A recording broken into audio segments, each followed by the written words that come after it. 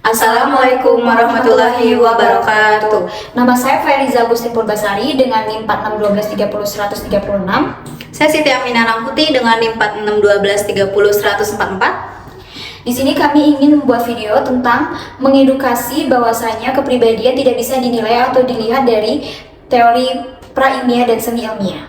Kemarin aku minta dibacain tarot oleh teman aku tentang kepribadian aku. Oh, kamu masih menilai kepribadian dari konsep para ilmiah ya?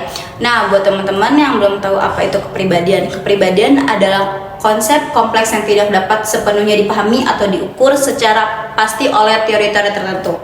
Kepribadian seseorang tidak boleh dilihat atau dinilai berdasarkan teori para ilmiah dan semi ilmiah. Kepribadian adalah kompleksitas yang terdiri dari berbagai faktor termasuk temperamen, pengalaman, dan lingkungan. Dalam pengertian ini, teori para ilmiah dan semi ilmiah tidak dapat memberikan gambaran yang akurat dan komprehensif tentang sifat kepribadian seseorang. Kepribadian adalah hasil dari interaksi antara faktor-faktor internal dan eksternal, sehingga perlu dilihat dan dinilai secara lebih luas dan lebih ilmiah. Nah, kepribadian seseorang tidak dilihat dari para ilmiah dan semi ilmiah berarti menyampaikan bahwa penilaian tentang seseorang seharusnya tidak hanya didasarkan pada asumsi atau pengamatan kasar, tetapi juga mempertimbangkan data yang dapat diukur secara ilmiah dan pendekatan yang lebih sistematis. Daripada kalian mengandalkan teori pra-ilmiah atau semi-ilmiah, penting banget untuk mempertimbangkan pendekatan yang lebih holistik dan menyeluruh terhadap penilaian kepribadian. Nah, ini memungkinkan melibatkan kombinasi penelitian ilmiah yang mapan, observasi empiris, serta pengalaman praktis dalam interaksi dengan individu tersebut. Nah, ini beberapa alasan mengapa kita tidak boleh menilai kepribadian berdasarkan teori pra-ilmiah dan semi-ilmiah. 1. Ketidakakuratan. Teori-teori ini seringkali tidak akurat dan membuat generalisasi yang berlebihan tentang orang. Misalnya, frenologi yang mengklaim bahwa kepribadian dapat ditentukan berdasarkan bentuk tengkorak. Ini telah lama didiskreditkan karena tidak memiliki dasar ilmiah.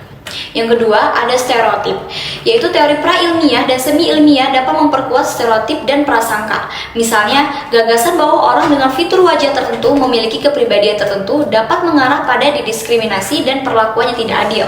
Yang ketiga, bahaya, yaitu menilai orang berdasarkan teori-teori ini dapat berbahaya. Misalnya, tes kepribadian yang tidak valid dan digunakan untuk membuat keputusan penting tentang seseorang seperti mempekerjakan mereka atau menerima mereka di sekolah.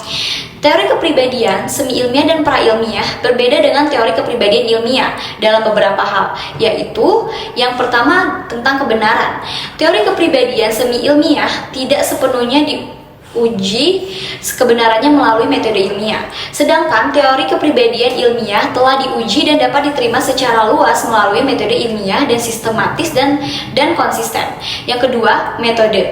Teori kepribadian semi-ilmiah seringkali menggunakan metode yang tidak sepenuhnya ilmiah seperti astrologi, surologi, dan onikologi dan tidak didukung oleh data empiris yang solid. Sebaliknya, teori kepribadian ilmiah menggunakan metode yang lebih ilmiah seperti analisis statistik dan eksperimen untuk menguji teori dan memprediksi perilaku manusia. Yang ketiga, ada prediksi, yaitu teori kepribadian semi-ilmiah seringkali memiliki prediksi yang kurang akurat dan tidak dapat diuji secara ilmiah. Sedangkan teori kepribadian ilmiah memiliki prediksi yang lebih akurat dan dapat diuji secara ilmiah melalui eksperimen dan analisis data. 4. Penggunaan data. Teori kepribadian semi-ilmiah seringkali menggunakan data yang tidak ilmiah, seperti data yang didapat dari interpretasi, guratan tangan, atau resi bintang. Sedangkan teori kepribadian ilmiah menggunakan data yang dapat dari observasi langsung dan eksperimen yang sistematis.